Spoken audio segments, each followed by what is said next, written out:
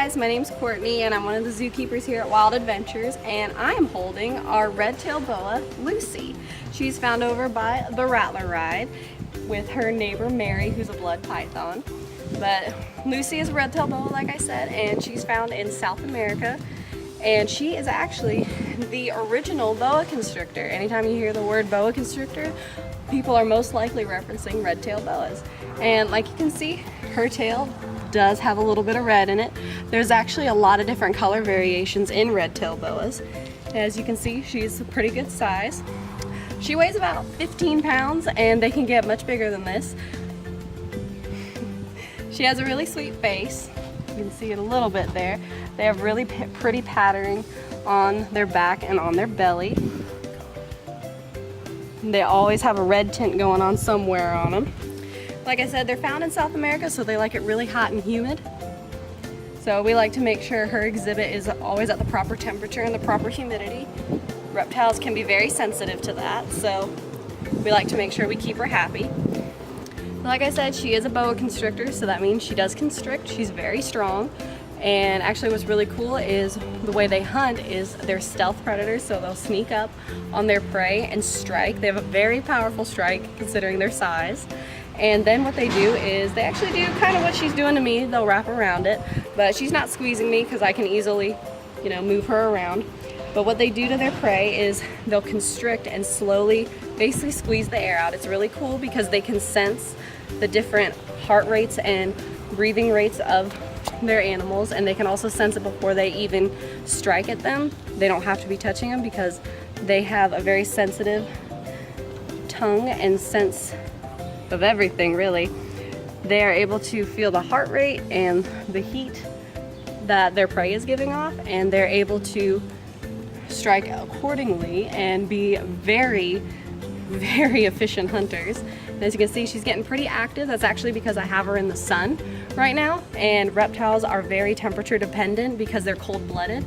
They have to be in the sun when it's cold in order to warm up, and in the shade when the sun is out when it's too hot for them. So they're actually able to regulate their own body temperatures by moving around. Mammals like us and various other animals can't do that. How we regulate our body temperatures, actually our body does it for us, which is really cool.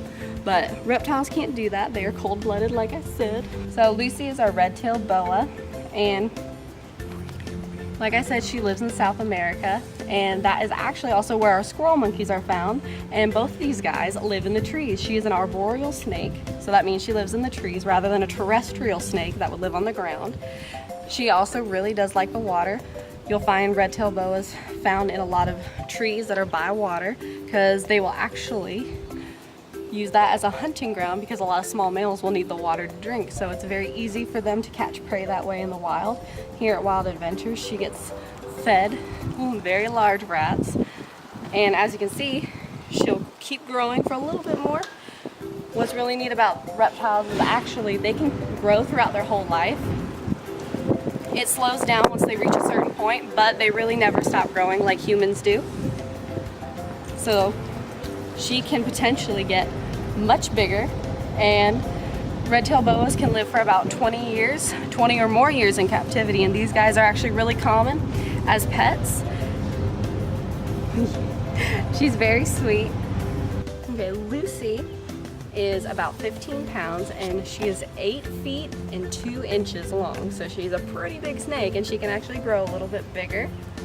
Yeah, she's one of the largest snakes found in South America, not including the very popular anaconda. Those are one of the largest snakes in the world. So she is actually considered pretty small compared to them, but to me, she's big enough because I love her. She's very sweet. She's a lot of fun to work with, and what's really cool about working with snakes is that we actually get to change up their exhibit a lot and give her a lot of branches because, like I said, she's an arboreal snake, so she lives in the trees. She likes to hang out there, so we like to change up the branches that she can climb on here at Wild Adventures. So if you want to see what her exhibit looks like and see her in person, come over to the Rattler Ride, and while you're waiting in line for the ride, you can see her and her neighbor Mary.